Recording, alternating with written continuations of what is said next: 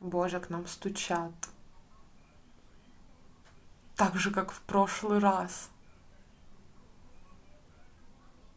Я ничего не говорила плохого о соседях. Я просто сказала, что они закричали, так как предыдущие мои соседи. Все кричат, я тоже ору.